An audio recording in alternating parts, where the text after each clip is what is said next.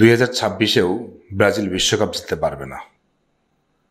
দাঁড়ান, আমি বলি নাই, এই কথাটা বলতেছেন ব্রাজিলের গ্রেট রোমারিও। তো ব্রাজিলের গ্রেট রোমারিও হঠাৎ করে কেন এই কথা বললেন যে 2026-এ বিশ্বকাপ ব্রাজিল জিততে পারবে না? তিনি বলছেন এই কারণে যে যদি নেইমার না খেলে তাহলে জিততে পারবে না। যাই হোক, এখন আমরা একটু ভেবে দেখার চেষ্টা করি আসলে কি নেইমার খেললে জিততে পারবে নাকি পারবে না। দেখেন, বর্তমানে ব্রাজিলের যে ফুটবল টিমের অবস্থা তাতে আশাহত হওয়ার অনেক কারণ আছে। 2026 বিশ্বকাপের আর 18 মাস বাকি। এর মধ্যে তারা হচ্ছে যে বাছাই 5 নম্বরে আছে, যেটা ব্রাজিলের জন্য কখনোই মানানসই না, এবং ব্রাজিল টিমটাও ভালো করতে পারছে না। তো এর মধ্যে ব্রাজিলের যেই খারাপ অবস্থার ভিতর দিয়ে যাচ্ছে, এর মধ্যে নেইমার অনেক দিন ধরে ইনজুরিতে আছেন। এখন সবাই ধারণা করে নিচ্ছে যে নেইমার নেই বলেই ব্রাজিল খারাপ খেলতেছে।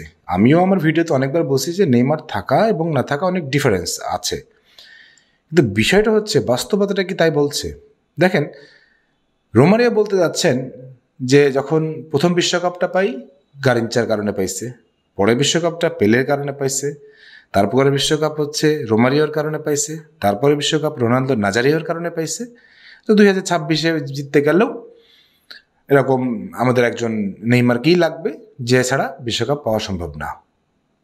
ব্রাজিলের সাম্প্রতিক ইতিহাসে রোনালদো নাজারিওর পরে নেইমার ছাড়া, টু বি ভেরি অনেস্ট, এত দুর্দান্ত প্রতিভা এবং বিশ্বকাপ জয়ের মতন এত প্রতিভা আর আসে নাই। কিন্তু নেইমারের বয়স তো হয়ে গেছে 30 বছর বয়সে কি কাপ পাওয়া সম্ভব? মেসি যদি পাইতে পারেন তাহলে সম্ভব।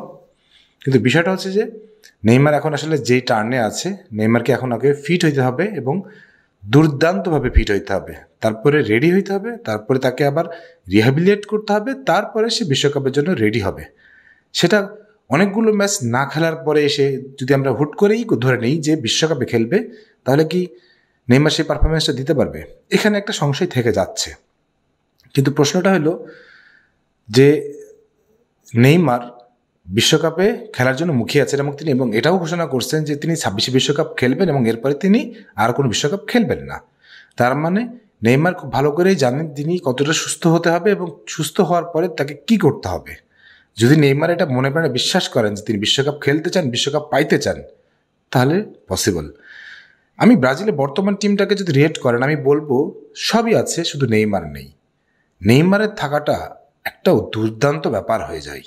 আপনি দেখবেন নেইমার আসতে ডিফেন্স শক্ত হয়ে যাবে, মিড শক্ত হয়ে যাবে, অ্যাটাক শক্ত হয়ে যাবে, সব শক্ত হয়ে যাবে। কারণ নেইমার মাঠে থাকলে যে চার্ম ক্রিয়েট হয় দর্শকদের মাঝখানে, খেলোয়াড়দের মাঝখানে, কোচদের মাঝখানে, সেটা অন্য কারো ক্ষেত্রে হবে না।